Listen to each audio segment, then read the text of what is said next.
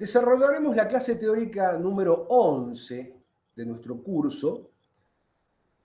A partir de esta clase en adelante, comenzaremos con el análisis desde una perspectiva o con un enfoque macroeconómico del funcionamiento de la economía. Hasta la clase anterior lo hemos hecho desde una perspectiva microeconómica.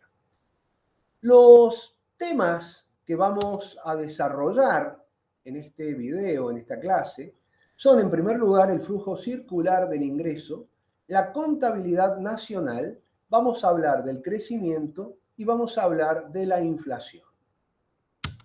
En primer lugar, comencemos por recordar, porque ya lo hemos definido en las primeras unidades de esta asignatura, ¿qué entendemos por macroeconomía? La macroeconomía es un enfoque que estudia la economía desde una perspectiva agregada, en conjunto, como un sistema.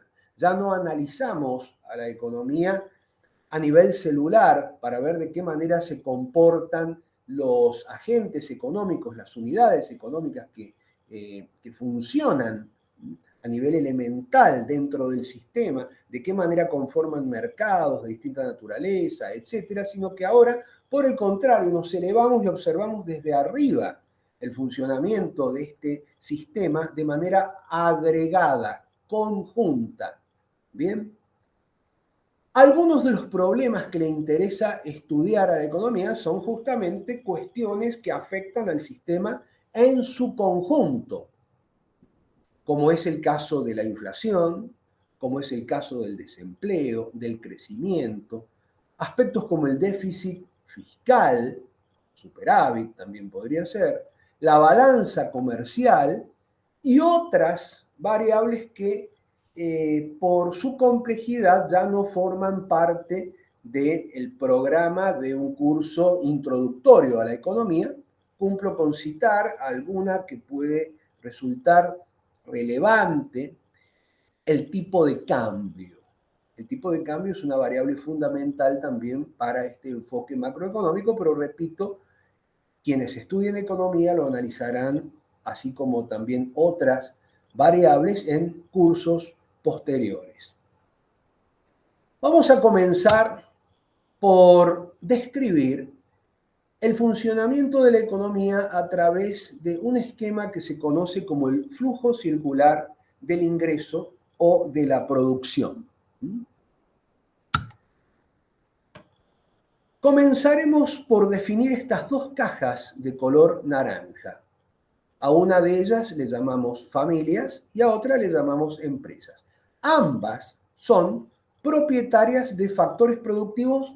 También han visto cuáles son los factores productivos en la unidad número 1 del programa, pero para esta ocasión los vamos a resumir nada más que en dos. Vamos a hablar de trabajo y de capital, ¿sí? Los vamos a resumir de esa manera, ¿bien?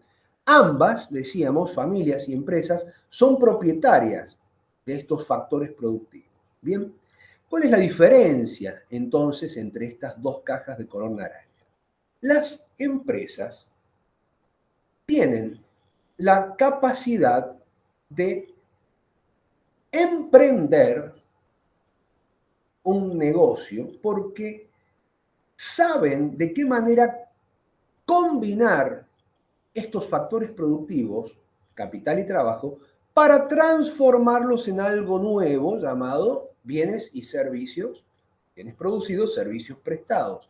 Tienen el denominado know-how o saben cómo hacerlo y además están dispuestas a asumir el riesgo que eso implica. Ahora, producir estos bienes y servicios que saben cómo obtener implica utilizar una cantidad de factores productivos, capital y trabajo, mayor que la cantidad de capital y trabajo con la que cuentan. Entonces contratan el capital y el trabajo del que son propietarias las familias. ¿Bien? Lo transforman, ellas saben cómo, asumen el riesgo, y el output, la salida, es la producción de los bienes y servicios.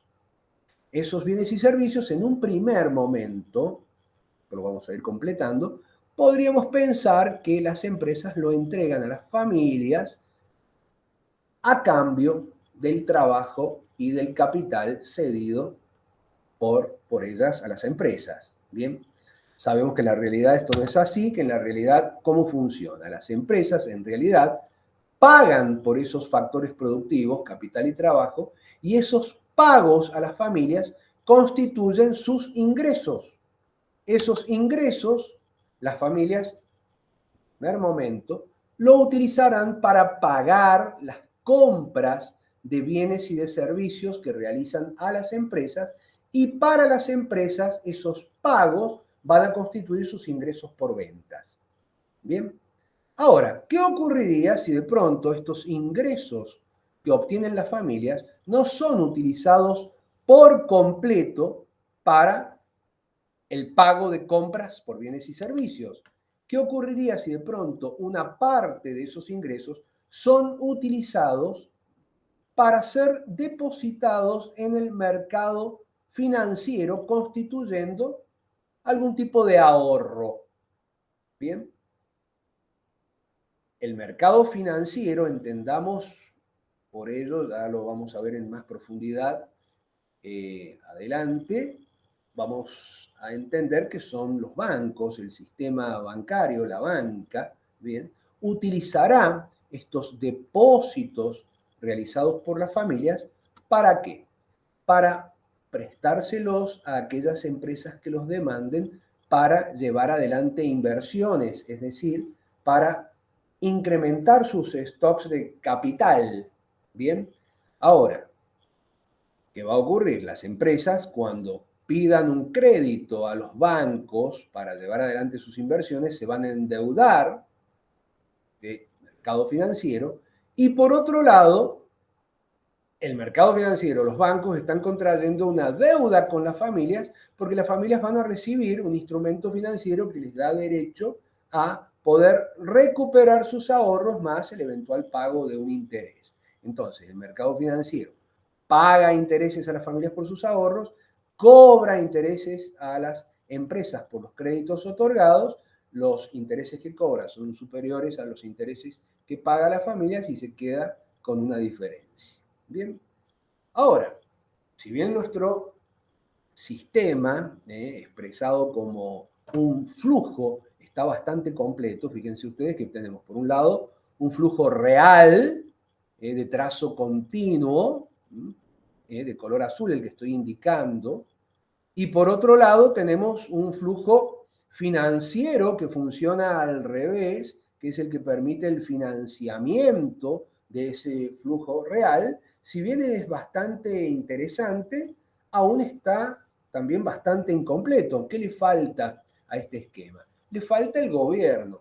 ¿Y el gobierno de qué manera interviene? Y el gobierno fundamentalmente, en términos sencillos, participa de este esquema cobrando impuestos, por ejemplo, a las empresas, o cobrando impuestos a las familias, recaudando impuestos, y por otro lado, gastando, ¿sí?, en la producción de bienes o en la prestación de servicios de carácter público, bien, contrata también factores productivos, como por ejemplo mano de obra, empleo público, y también compra bienes a las empresas y contrata sus servicios. A cambio de esos bienes y servicios, paga por los contratos que celebra con las empresas, y por otro lado, a la mano de obra que ha contratado a ese empleo público, le paga un salario. Bien, podríamos continuar hablando acerca de la intervención del gobierno en este esquema. En realidad podría intervenir en muchos puntos de este sistema que hemos dibujado, pero por una cuestión de simplificación lo vamos a dejar ahí y vamos a pasar a incluir un nuevo elemento fundamental, porque este sistema económico que hemos descrito como un flujo no funciona de manera aislada del mundo, sino que también se vincula con otros mercados internacionales y las empresas ahora tienen la posibilidad de vender parte de lo que producen a otros países, es decir, de exportar parte de su producción. Bien, por supuesto, van a recibir a cambio ingresos por esas exportaciones, pero las empresas ahora, bajo este esquema en el que hemos incluido los mercados internacionales, tienen la posibilidad de realizar importaciones. Ya no solamente le pueden contratar los insumos a las familias de su propio país, sino que también pueden realizar importaciones. Por supuesto, a cambio tendrán que pagar por ellas. Este es un esquema simplificado del denominado flujo circular del ingreso y de la producción, en el que de manera muy sencilla hemos hecho intervenir a los sectores privado, público y externo para ver de qué manera es que opera el flujo real y en contrapartida el flujo que financia a la actividad económica en el sistema. Lo importante es que a partir de este flujo que acabamos de describir, van a surgir los valores para el empleo, también para el desempleo, expresado como tasa, nos vamos a referir a esto en la clase número 12, va a surgir el nivel general de precios y su variación en el tiempo o tasa de inflación, y va a surgir el nivel de producción total de bienes y de servicios de la economía y cómo evoluciona ese nivel de actividad de la economía, es decir, como vamos a explicar enseguida, si hay o no crecimiento. Esto lo podemos ver en el esquema anterior. Vamos a ir a la diapositiva anterior. En estos mercados que habíamos descrito al principio de bienes y de servicios y de factores productivos. En este mercado de bienes y de servicios se determinaba el total de la producción de bienes y de servicios en un determinado periodo de tiempo, ¿sí? Entonces, si analizamos la evolución a lo largo de diferentes periodos de ese nivel de producto, vamos a poder describir qué es lo que ocurre con el crecimiento, si es que lo hay, de la economía. Como también de este mercado surgía el nivel general de precios de la economía, si nosotros analizamos la evolución de ese nivel general de precios a lo largo del tiempo, vamos a poder definir la inflación, si es que la hay, ¿bien? Y de este otro mercado, del mercado de factores productivos, sabíamos que uno de sus principales elementos era el trabajo. Es decir, hay un mercado de mano de obra del que va a surgir la cantidad de trabajadores empleados y si lo comparamos en relación a cierta cantidad de trabajadores, ya veremos cuál, vamos a poder decir si hay desempleo y de cuánto es o a cuánto asciende. Esto no es otra cosa más que las variables que hemos estado indicando en esta diapositiva. Bien.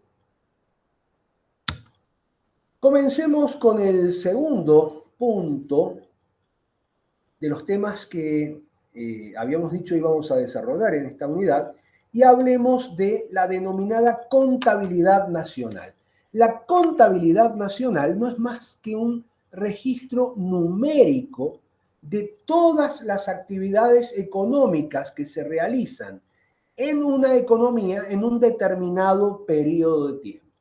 El objeto de la contabilidad nacional entonces es cuantificar la actividad económica de un sistema macroeconómico, supongamos el que funciona dentro de los límites de un país. Bien, y fundamentalmente le interesa calcular, entre otras variables, una muy particular a la que le vamos a llamar el Producto Interno Bruto, PIB o PBI, como tradicionalmente se le dice, Producto Bruto Interno. El Producto Bruto Interno no va a ser otra cosa más que el valor de mercado de todos los bienes y servicios finales producidos dentro del territorio de un país durante un periodo de tiempo que generalmente es un año. Bien. Acá, en esta definición, encontramos algunas cuestiones interesantes, como por ejemplo el valor de mercado. ¿Por qué? Porque podríamos realizar una medición del Producto Bruto Interno al costo de los factores, es decir, al costo de la contratación de los factores involucrados en la producción de esos bienes y en la prestación de esos servicios, y esta medición no incluiría los impuestos ni tampoco los subsidios indirectos, ¿sí? Es decir, los impuestos y los subsidios que están gravando, en el caso de los impuestos, o subsidiando, en el caso de los subsidios, a las transacciones. Esto para diferenciarlo de los impuestos y de los subsidios directos que recaen directamente sobre los individuos. Bien. Por el contrario, acá no habla de medir el Producto Bruto Interno al costo de los factores, dice medirlos al valor de mercado, a precios de mercado, es decir, incluyendo esos impuestos y esos subsidios indirectos. Bien, entonces, lo que nos interesa es el cálculo del Producto Bruto al valor de mercado. Vamos a ir descubriendo en las diapositivas subsiguientes que también hay otros elementos interesantes, como es esta palabra que puede pasar hasta desapercibida en la definición, pero que es de una importancia trascendental para una correcta definición del Producto Bruto. Bienes y servicios finales. ¿Sí? Finales. ¿Por qué debemos considerar para la medición del Producto Bruto Interno los bienes y servicios finales? Los bienes y servicios pueden ser de carácter final o intermedios. Los bienes intermedios son aquellos que todavía no han concluido su proceso de transformación hasta llegar a convertirse en bienes o servicios finales. Todavía les falta transitar por etapas subsiguientes.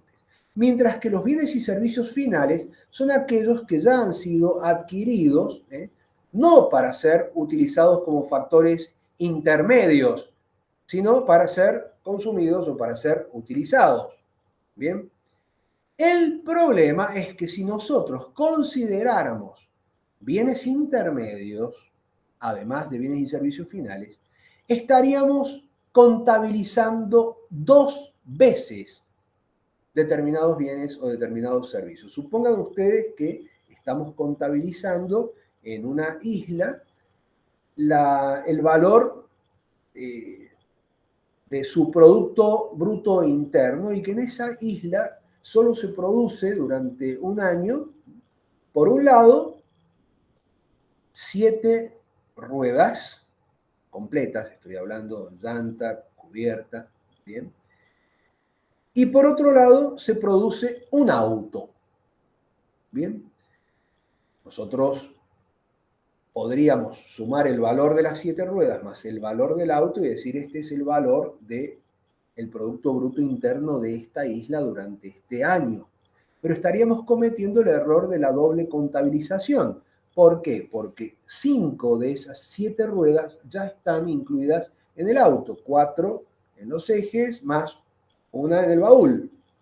Bien, entonces nos quedarían otras 2 ruedas que habrían sido producidas como repuesto. Por lo tanto, los verdaderos bienes finales, para este caso tan básico como el de la isla que estamos analizando, sería el valor del auto más el valor de solo 2 ruedas, porque las otras 5, como ya explicamos, ya están incorporadas en el valor del auto. Fíjense ustedes el enorme error de doble contabilización que hubiéramos cometido si de pronto hubiéramos considerado el auto, el valor del auto, un bien final, más el valor de las 7 ruedas. Habríamos considerado 2 veces 5 ruedas. Bueno, ese problema de la doble contabilización lo tenemos que resolver. ¿Cómo lo resolvemos? Si consideramos solo el valor de los bienes y servicios finales o alternativamente si consideramos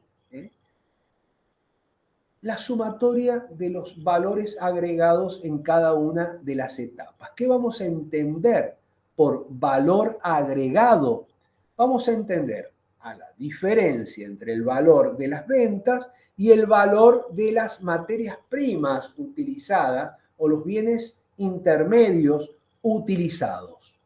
Bien, de cualquiera de las dos formas, ya sea considerando el valor de los bienes y servicios finales solamente o considerando la suma de los valores agregados en cada una de las etapas hasta convertirse en un bien o en un servicio final, vamos a llegar o debemos llegar al mismo resultado. Para medir el Producto Bruto Interno, existen distintas alternativas, diferentes enfoques. Básicamente, esas alternativas son 3. El llamado método del valor agregado, como les explicaba recién, que va a consistir en sumar los valores agregados en cada etapa, siempre considerando todo a precios de mercado. Una segunda alternativa que no vamos a analizar, que es el método del ingreso, que consistiría en un enfoque del Producto Bruto Interno desde la perspectiva de los factores productivos que intervinieron en su obtención, de manera tal que si nosotros sumáramos las remuneraciones a esos factores productivos que han intervenido, es decir, los ingresos que han obtenido los propietarios de esos factores productivos, supongamos resumirlos en trabajo y capital, llegaríamos también a un resultado equivalente al del Producto Bruto Interno, al que llegaríamos sumando los valores agregados en cada una de las etapas, como indicábamos en este primer método. Pero en realidad, de estos 3 métodos, el que vamos a utilizar nosotros es el método del gasto. ¿Sí? Es decir, nos vamos a concentrar en enfocar desde el punto de vista de quiénes son los que gastan en la economía, que gastan adquiriendo bienes y servicios producidos por la economía, de manera tal que si nosotros sumamos todos los gastos realizados por todos aquellos que gastan adquiriendo de diferente manera, ya vamos a ver cómo, ¿sí?, bienes y servicios producidos en la economía, ¿sí?, vamos a llegar en definitiva al valor de lo producido. No es tan sencillo, pero ya lo vamos a explicar más detenidamente en la clase próxima. ¿Quiénes son los que gastan en la economía? Las familias con sus compras, ¿sí?, comprando bienes, contratando servicios.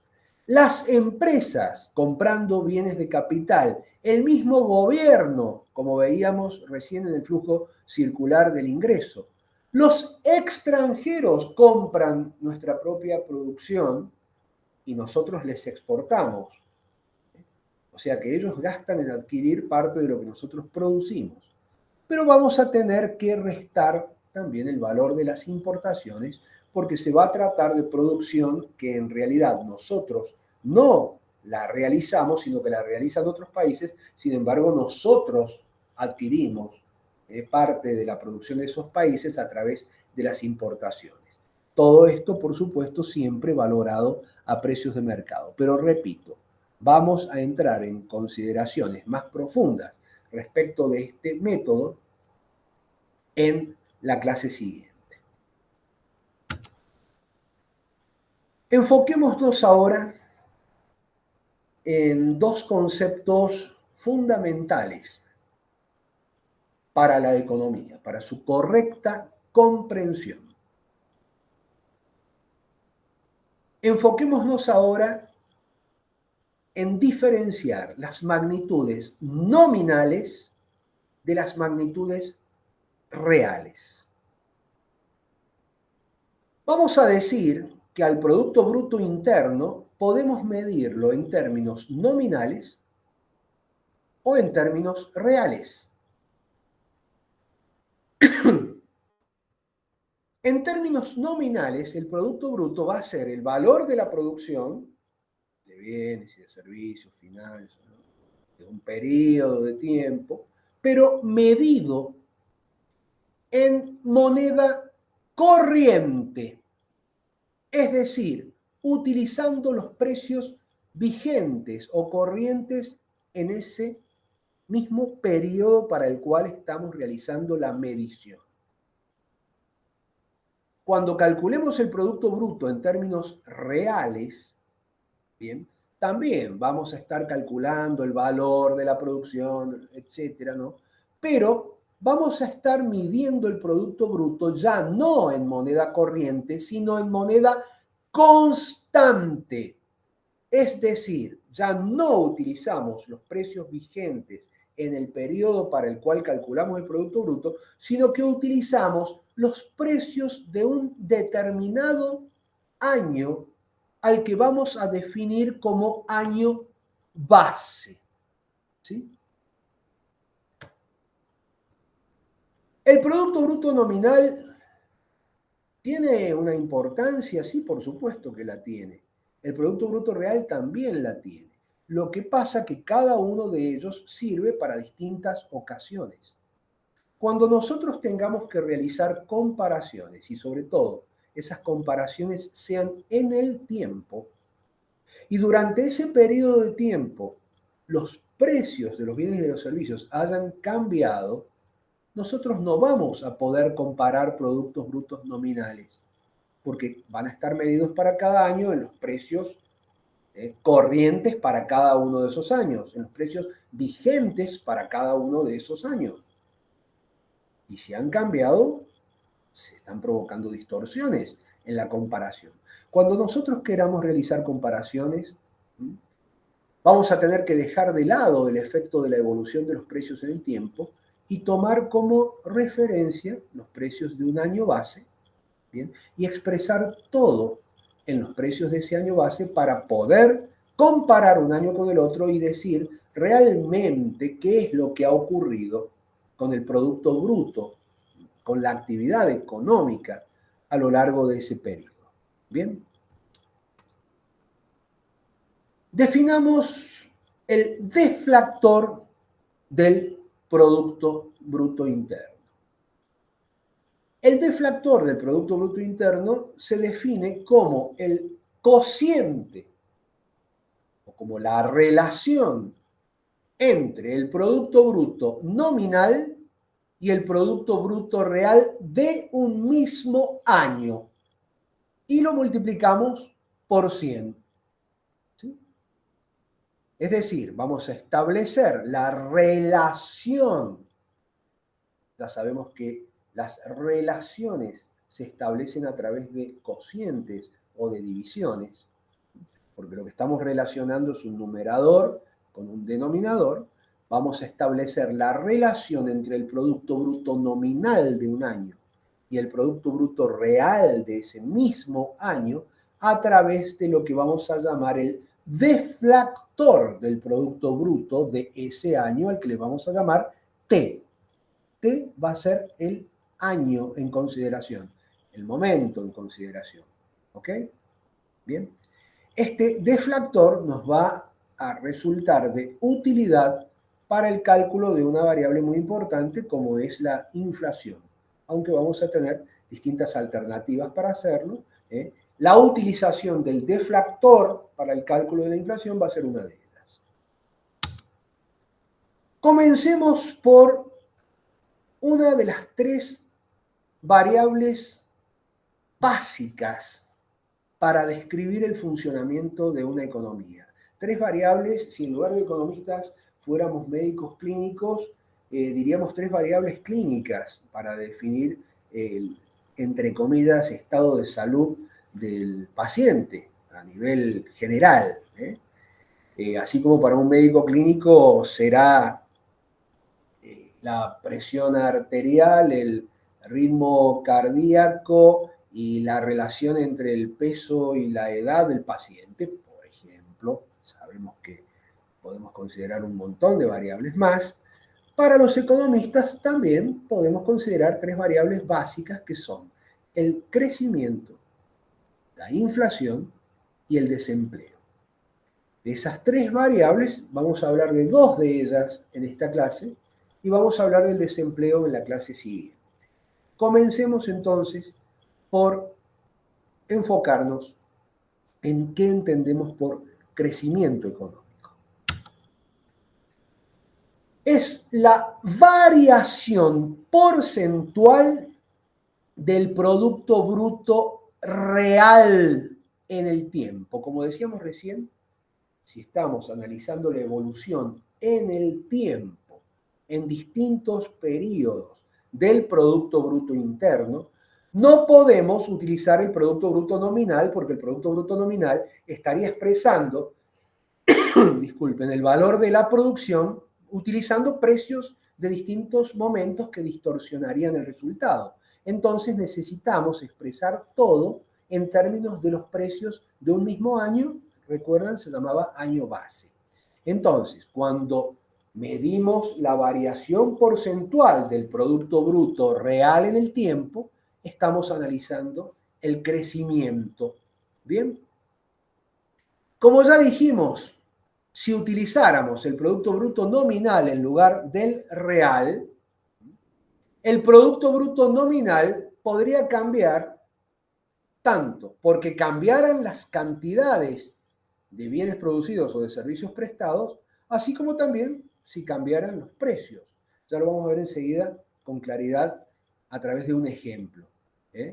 Entonces, nos costaría distinguir si las variaciones en el Producto Bruto se han dado por este lado, que es lo que en realidad nos interesa, o si han sido puro nombre de esas variaciones, es decir, han sido solo variaciones nominales y en realidad lo que ha estado cambiando en el fondo han sido los precios.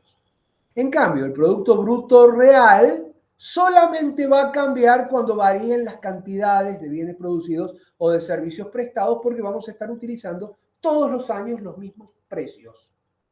Y eso nos va a permitir la comparación. ¿Y cómo es que vamos a calcular la tasa de crecimiento económico o de la economía? Como ya hemos indicado, ¿recuerdan ustedes la clase de elasticidad precio de la demanda? Para la que también grabé un video donde les enseñé cómo se analizaba un cambio porcentual. Bueno, si no lo recuerdan, van a esa clase porque ahí lo expliqué con claridad. Voy a recordarles nada más que esto que está acá, en el fondo, palabras más o palabras menos, no es otra cosa más que la forma en la que se expresa a través de un lenguaje llamado matemática un cambio porcentual en una variable. ¿Y cómo se hace eso? Bueno, en primer lugar se toman dos momentos. Un momento al que le vamos a llamar t, que va a ser hoy, y un momento al que le vamos a llamar t-1, que va a ser ayer, supongamos. Entonces, si yo calculo la diferencia en el numerador de este cociente, la diferencia entre el Producto Bruto Real hoy y el Producto Bruto Real, digamos, ayer, yo voy a tener el cambio absoluto en esta variable, Producto Bruto. Pero si a su vez a este resultado del numerador lo divido por el valor que tenía el Producto Bruto Real ayer, es decir, si tomo como referencia, como punto de partida, el valor del Producto Bruto Real anterior, en definitiva, lo que está diciendo esta ecuación, ¿sí? A mí no me gusta hablar de fórmulas, ya se los he dicho en otros videos, ¿sí? Esto no es otra cosa más que un razonamiento expresado utilizando un idioma que se llama matemática. Bien, entonces, lo único que tenemos que hacer acá es razonar como corresponde. Les decía, si nosotros tomamos esta variación absoluta en el numerador, la diferencia entre el valor actual hoy y el valor anterior, t-1, y la relacionamos, la dividimos por el valor que tenía ese producto bruto antes, es decir, lo estamos tomando como referencia, lo que vamos a obtener es la variación relativa o la tasa de crecimiento en la variable que estamos considerando, que es el producto bruto real. ¿Sí? Si a eso lo multiplicamos por 100, nos queda expresado como un porcentaje. Bien. Quiero hacer una consideración al respecto, a ver si con esto logramos explicar cabalmente lo del crecimiento. Pregunto, si yo mido mi estatura durante 2 años consecutivos y en una de las mediciones, la actual, mi estatura me arroja 1,85 m. Y cuando reviso la anotación de mi estatura el año pasado, decía 1,82 m.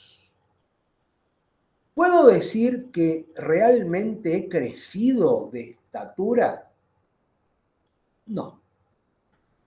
Porque todo depende cómo fue que me medí el año anterior y este año. ¿Qué pasa si el año anterior me medí descalzo y este año me he medido con zapatos que tienen 3 centímetros de taco?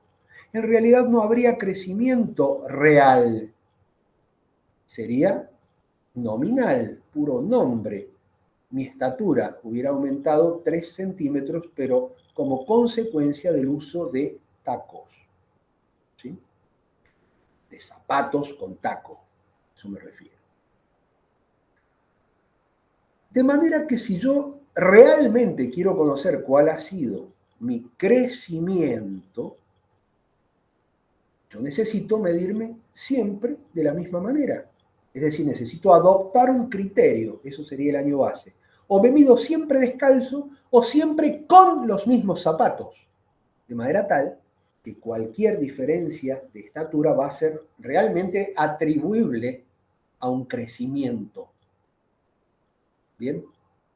Pero si no, mientras tanto, lo que puedo estar es confundiendo variaciones en mi estatura con variaciones en el taco del zapato que utilizo.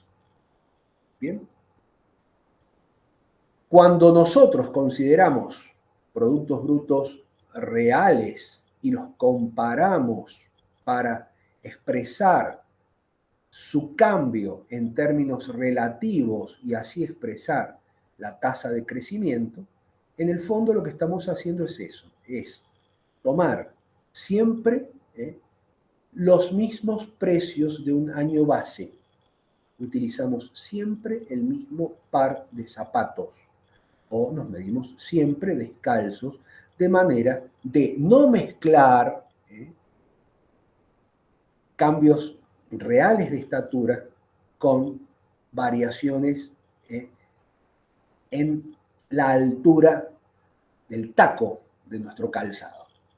Bien, continuemos.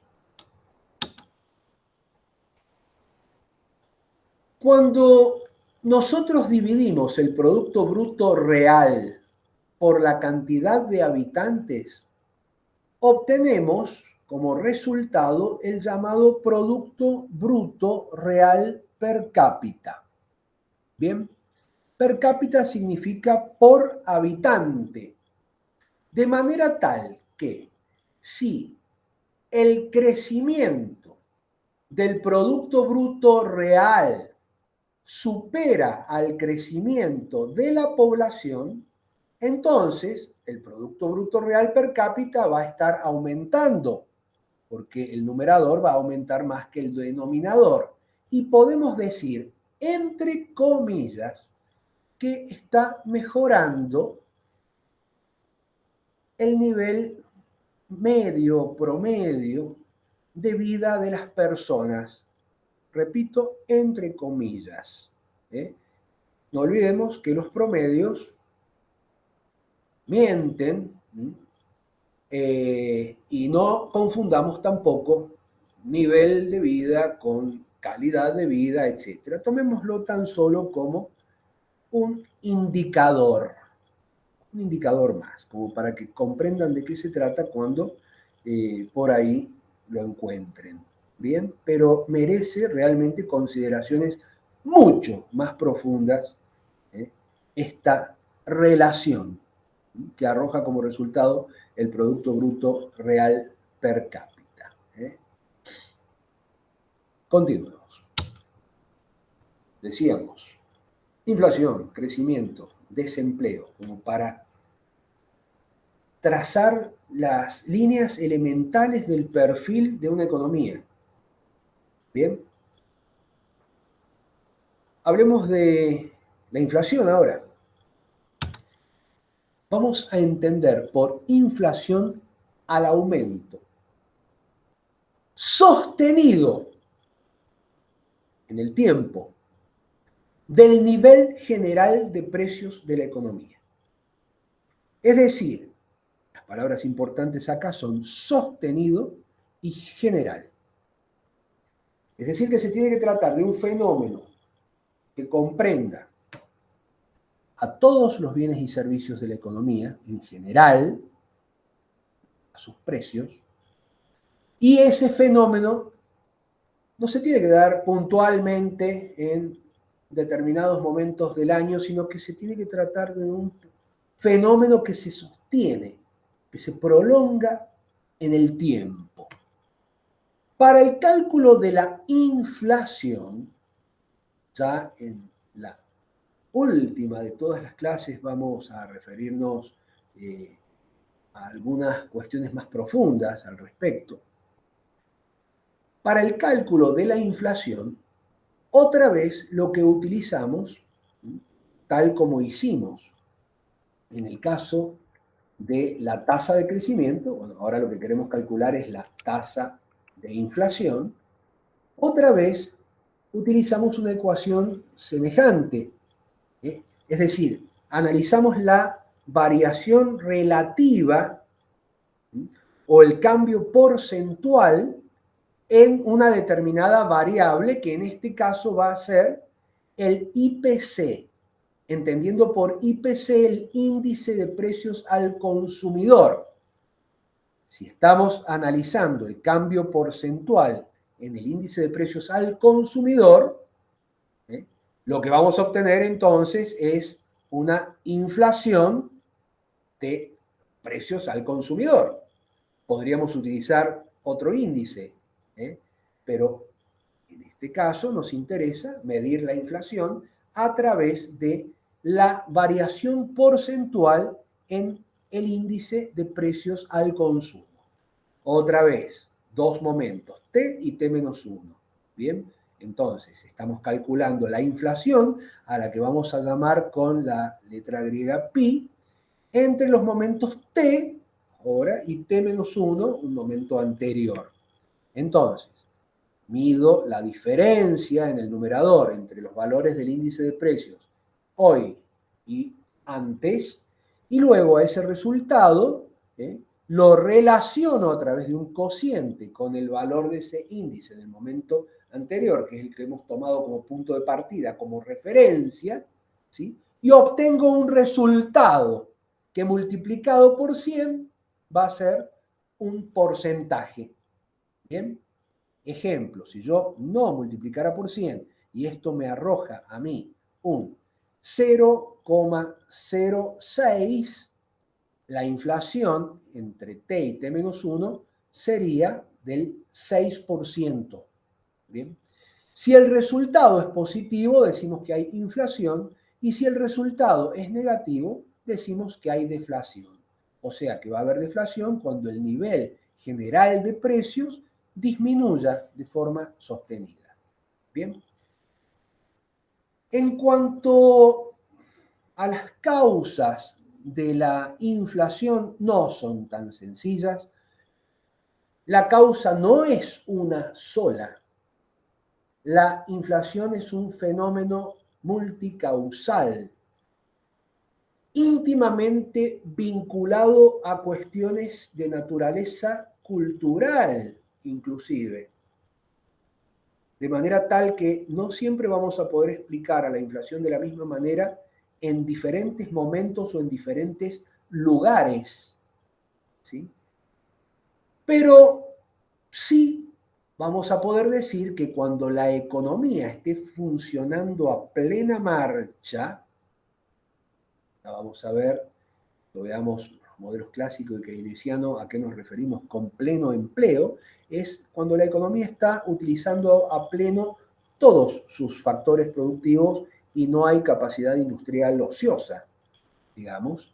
Vamos a decir que en situación de pleno empleo, pleno uso de los factores productivos de la economía, la inflación sería la respuesta a un exceso de demanda de bienes y de servicios. Es decir, la producción no da abasto para abastecer a quienes demandan.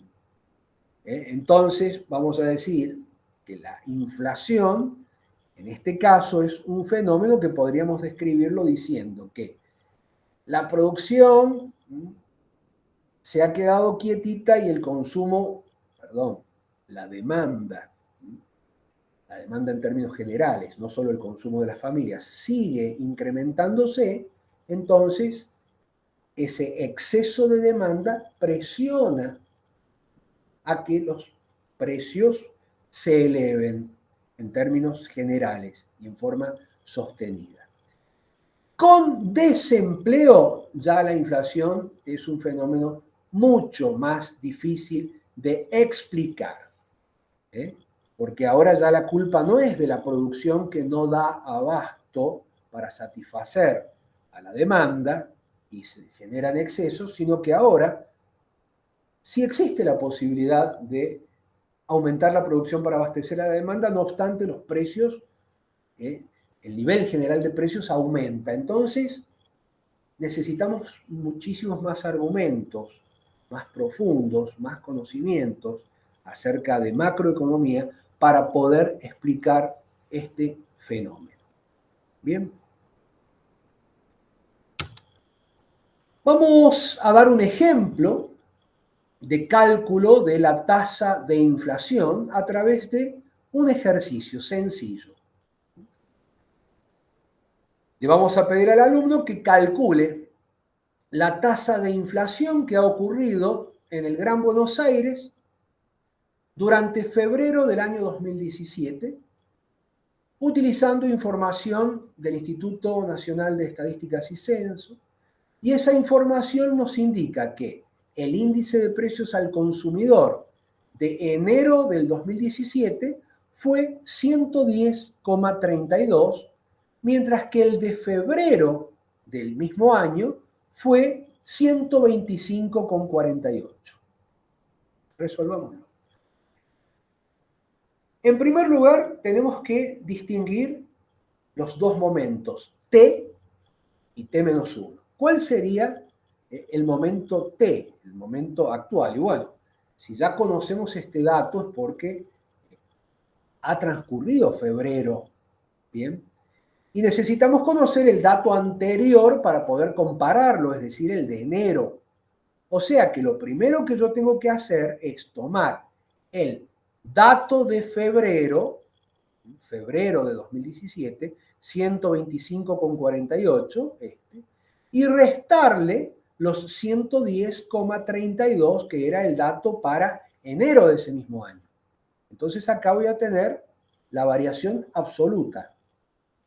Pero si a su vez yo relaciono este numerador, su resultado, con el valor del índice de precios al consumidor de enero del 17, ¿sí? 110,32, estoy tomando como denominador, como referencia, ¿sí? Esto es una regla de 3 simple, recuerden, ¿bien?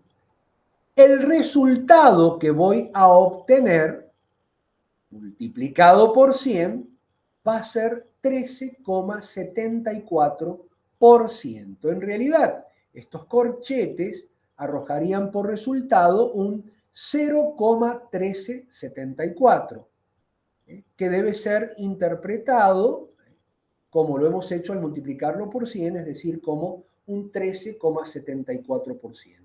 Este es un número positivo, por lo tanto podemos decir que utilizando la información que se nos ha proporcionado, bien, la tasa de inflación ocurrida en el Gran Buenos Aires durante el mes de febrero, es decir, desde el último día de enero, el último día de febrero, fue positiva y del 13,74%. Bien.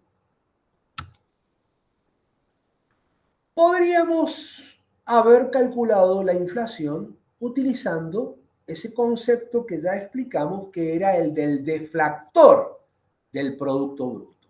Recuerden ustedes que el deflactor medía para un mismo momento la relación entre el Producto Bruto nominal y el Producto Bruto real. Bien. Y en lugar de utilizar el índice de precios, como hemos indicado para el caso de este curso, que es introductorio, el del consumidor, si lo que queremos medir es la inflación al consumidor, bien, o la inflación de los precios al consumidor, podríamos haber utilizado en lugar del IPC el deflactor y hacer también una medición de su variación relativa, el deflactor actual menos el deflactor anterior, dividido el deflactor anterior. Pero para eso hubiéramos necesitado información acerca de los productos brutos nominales y reales, porque ustedes recuerden que el deflactor necesitaba como insumo el Producto Bruto Nominal y el Producto Bruto Real. Por lo tanto, como nosotros lo que tenemos en el ejercicio que acabamos de hacer es inflación de índice de precios al consumidor y no información respecto de productos brutos nominales y reales, hubiéramos necesitado otro tipo de información para poder utilizar esta ecuación. Bien. Ahora, ¿cuál hubiera sido la diferencia entre calcular la inflación utilizando el índice de precios, por ejemplo, al consumidor, o utilizando el deflactor del Producto Bruto? ¿Sí? Las diferencias son fundamentalmente estas tres. Bien. El deflactor, como se calcula a partir del Producto Bruto, y el Producto Bruto mide el valor de todos los bienes y de los servicios finales producidos en la economía a lo largo de un periodo de tiempo, generalmente un año, etc. Bueno, el deflactor va a estar abarcando una cantidad de bienes y de servicios mucho más grande que el IPC, porque el IPC se construye a partir de una canasta de bienes y de servicios, representativa del consumo. Estamos calculándolo para los consumidores. Esa sería la primera diferencia. La segunda diferencia es que el IPC, el índice de precios al consumidor, mide el costo de esa cesta o de esa canasta de bienes y de servicios, y esa canasta de bienes y de servicios, que es la misma para todos los años, en el caso del deflactor, va a ir variando, dependiendo de qué es lo que produzca cada año la economía. No vamos a estar hablando de una canasta o de una cesta fija en el tiempo. Y la tercera diferencia es que el índice de precios al consumidor, a diferencia de la inflación medida a través del deflactor va a incluir precios de bienes importados y de servicios también importados. Cuesta comprender un poquito el concepto de importar un servicio, pero por ejemplo, a ver, cuando nosotros contratamos una determinada plataforma de películas o de series que en realidad se produce fuera del país, estamos importando un servicio, por ejemplo. ¿Bien? El índice de precios al consumidor va a incluir precios de bienes importados, mientras que el deflactor, como se mide a partir del Producto Bruto Interno, y el Producto Bruto Interno es el valor de la producción de bienes y servicios dentro del territorio de un país, no va a estar incluyendo importaciones. Esas son las tres grandes diferencias entre el cálculo de la inflación utilizando un índice de precios, en este caso del consumidor, o utilizando el deflactor del Producto Bruto. Acá tenemos un ejercicio sumamente interesante, donde a partir de un caso muy, pero muy simple, tan simple que estamos hablando de la producción de un único bien, otra vez sería algo así como el caso de la isla de la que hablábamos al comienzo de la clase. ¿Recuerdan cuando quisimos ilustrar esto de evitar la doble contabilización? Bueno, pero a partir de este ejemplo simple, vamos a realizar una serie de cálculos utilizando lo que hemos aprendido. En esta columna vamos a tener 3 años, el año 97, el año 98 y el año 99. ¿Bien? Vamos a elegir al año 97 como año base. ¿Sí? Es decir, vamos a escoger medir nuestra estatura todos los años utilizando siempre el mismo calzado llamado 97. ¿Ok? Ese va a ser nuestro año base. En esta segunda columna vamos a tener cantidades físicas producidas durante cada uno de esos 3 años. 750, 900, 800. Obviamente, en un caso real, acá nosotros tenemos la producción de un bien. Imaginen ustedes en el caso de el registro numérico de absolutamente todas las actividades económicas realizadas en un país en un año, no sería tan fácil observar lo que ocurre con las cantidades producidas. Acá lo podemos ver verticalmente, ¿no? En la tercera columna vamos a tener el precio de cada unidad producida, ¿sí?, para cada uno de los años.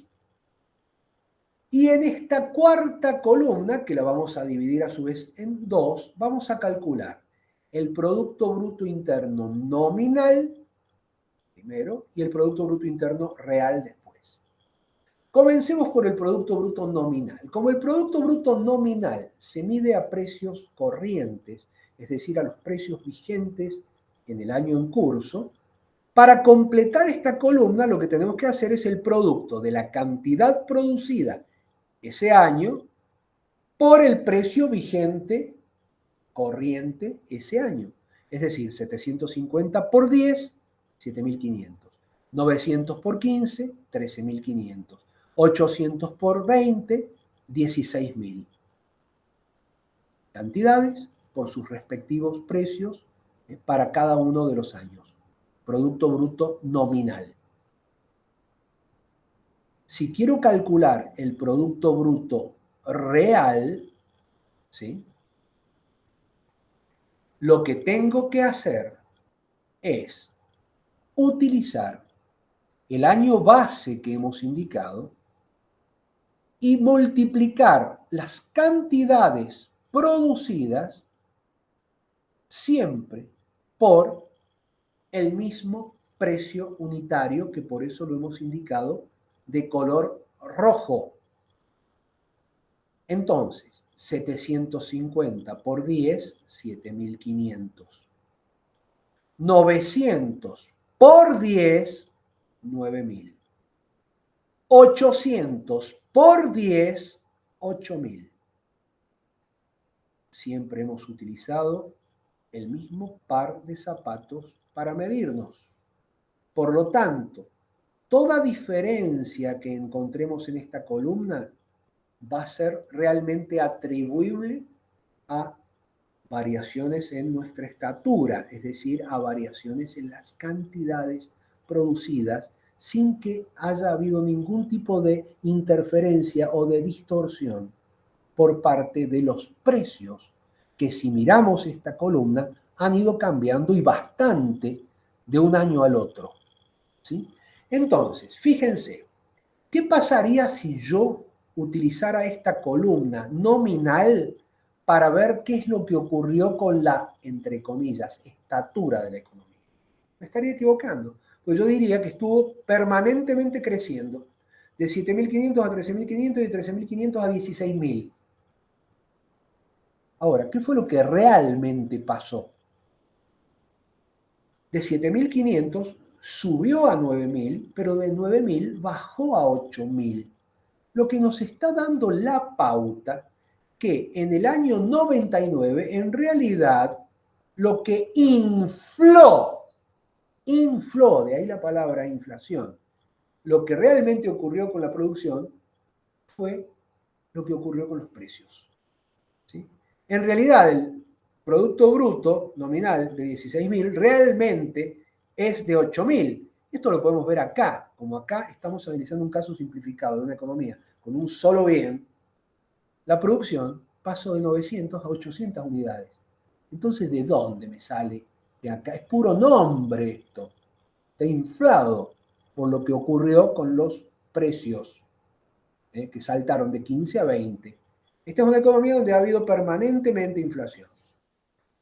Entonces, si yo quiero calcular el crecimiento de la economía, lo tengo que hacer utilizando esta columna, no esta otra.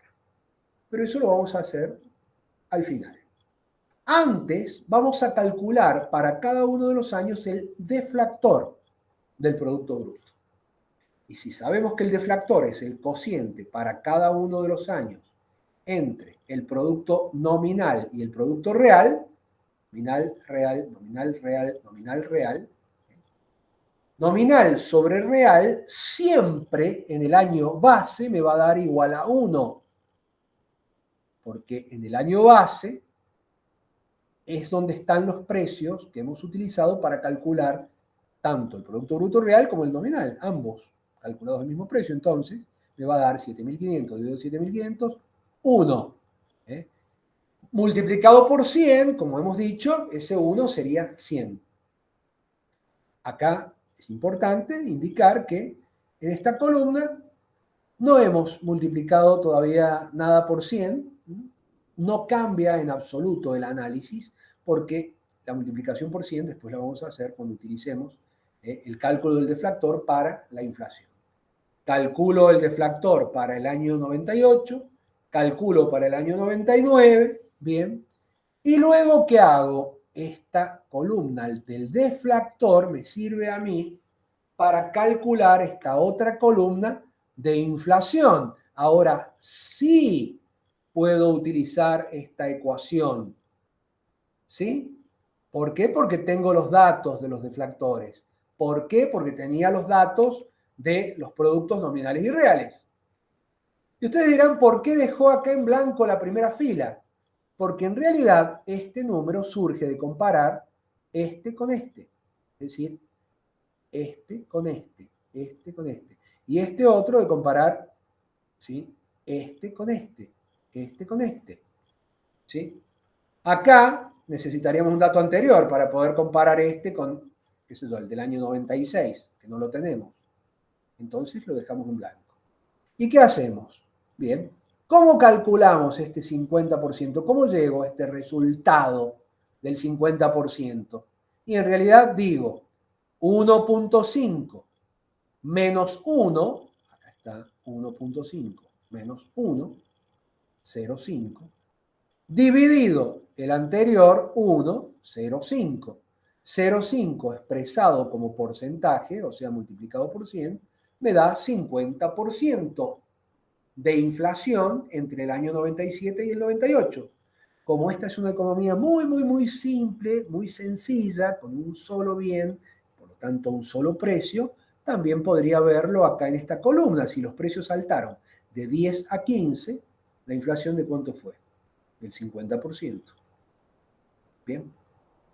¿Cómo calculo este 33,33? De la misma manera. Sería 2 menos 1,5 y al resultado lo divido por 1,5. Lo multiplico por 100 y lo que voy a tener es el 33,33 periódico por ciento. Como esta es una economía muy simple, también puedo irme a la columna del único bien que estoy considerando y ver que al saltar los precios de 15 a 20, en realidad lo que han hecho ha sido saltar un 33,33%. Bien.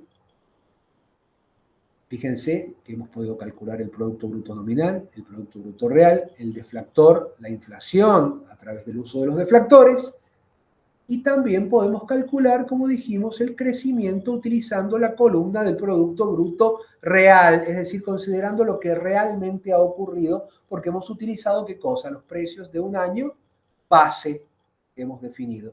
Entonces, otra vez, al principio va una raya. ¿Por qué? Porque necesitaría el dato del año 96 para poder comparar hacia atrás. Entonces, ¿qué hago? Tomo el del 98 y lo comparo con el del 97. Entonces, 9.000 menos 7.500, 9.000 menos 7.500.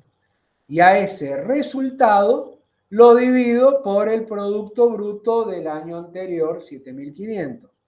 Recuerden ustedes que era Producto Bruto Real del año T menos Producto Bruto Real del T menos 1. Todo eso dividido el Producto Bruto Real del T menos 1. ¿Sí? El resultado que me daría esto sería un 0,2. Y al multiplicarlo por 100 se transforma en un 20%. Queda expresado porcentualmente. ¿Bien? O sea que la economía realmente creció un 20%. ¿Bien? Como este es un caso simple, vuelvo a repetir, eso también lo podríamos observar en función de lo que ha ocurrido en la columna de las cantidades físicamente producidas. Mientras que, ya si miramos esta columna, vemos que la producción bajó de 900 a 800, el Producto Bruto Real pasó de 9.000 a 8.000, porque los precios del año base eran 10. Entonces, ¿ahora qué me queda? 8.000 menos 9.000, ya me da un número negativo. Menos 1.000, dividido el Producto Bruto del T-1, 9.000, eso va a dar por resultado un 0,11, que multiplicado por 100 va a dar por resultado un menos 11,11%. ¿Por qué es negativo el resultado? Y bueno, porque el Producto Bruto decreció. Entonces, en el numerador vamos a encontrar 8.000 menos 9.000, que nos va a dar un número negativo dividido el valor del Producto Bruto Real en el año anterior, multiplicado por 100, 11,11% de crecimiento negativo. Tenemos otro ejercicio, un poquito más complejo. Bien. Acá tenemos la información que se nos ofrece y acá tenemos el desarrollo del ejercicio y ustedes deberían llegar por su propia cuenta a este resultado. Mi recomendación es que detengan la grabación, traten de hacerlo, y luego vuelvan a darle play Y ahí van a encontrar la explicación que ahora mismo comienzo. El ejercicio nos da la siguiente información. Se trata de un país hipotético, donde el deflactor del año 2015 fue 180. Para el cálculo del deflactor se tomó al año 2004 como año base, año en que el PBI nominal ascendió a 120.000 millones de dólares. Obviamente no vamos a trabajar con tantos ceros y vamos a trabajar solo con el 120, sabiendo que van a ser miles de millones. ¿Bien? En base a esa información se nos pide calcular el PBI nominal del año 2015. Y se nos da un dato extra que es vital para resolver este ejercicio. Considere que entre el año 2004 y el 2015, es el periodo que estamos considerando, 2004-2015, no tienen por qué ser 2 años consecutivos, la economía experimentó un crecimiento económico del 45%. Un pequeño crecimiento, pero bueno, es tal la diferencia entre los años que en ciertos tipos de economía puede llegar a resultar lógico. Entonces, ¿cómo resuelvo con toda esta información el ejercicio? ¿Cómo obtengo el PBI nominal de 2015? ¿Cómo llego a estos 313,2 miles de millones de dólares? Bueno, en primer lugar ya dijimos que no vamos a trabajar con tantos ceros, entonces vamos a trabajar, por ejemplo, con 120 en lugar de 120.000 millones. ¿Bien? En primer lugar, lo que hago es plantear la ecuación del crecimiento económico expresado como tasa. Entonces, yo sé que el crecimiento en el periodo que va de 2004 a 2015 fue del 45%. Ese era el último dato que me daba el ejercicio. ¿Bien? Por lo tanto, conociendo esta ecuación, voy a ver qué datos tengo y qué datos no tengo para completar. El Producto Bruto Real de 2015, miro acá y no lo tengo. ¿Sí? Pero sí tengo el Producto Bruto Real del año 2004. ¿Sí? ¿Por qué tengo el Producto Bruto Real del 2004? Porque si yo sé que para el cálculo se tomó como año base al año 2004 y tengo el Producto Bruto nominal del año 2004 y es 120 mm, yo sé que en el año base el deflactor me da 1 porque el Producto Bruto Real y el nominal coinciden, porque ambos fueron multiplicados por el mismo precio. Entonces, repito, si yo sé que se tomó al año 2004 como año base y conozco para ese año el Producto Bruto nominal, también conozco el Producto Bruto Real para ese año, 120. Van a ser los mismos, el nominal y el real. Y por otro lado, si en el denominador la ecuación de la tasa de crecimiento me dice que tengo que colocar el PBI, el momento T-1, año 2004, y bueno, otra vez va el mismo 120 que obtuve sabiendo que en el año base el Producto Bruto nominal y el Producto Bruto real son siempre los mismos porque el deflactor es igual a 1, porque se obtuvo multiplicando siempre por el mismo precio. Y eso a su vez sé que es igual al 45% cuando lo multiplico por 100. Yo ahora todo lo que tengo que hacer es despejar este Producto Bruto Real de 2015. Despejémoslo, álgebra elemental, ¿qué tendrán que hacer? Y bueno, hagan el despeje que corresponde. Acá lo estoy dando clases de economía y no de matemática elemental. De manera tal que cuando ustedes despejen el PBI real para el año 2015, les va a dar 174. ¿174 qué? Miles de millones de dólares. No importa.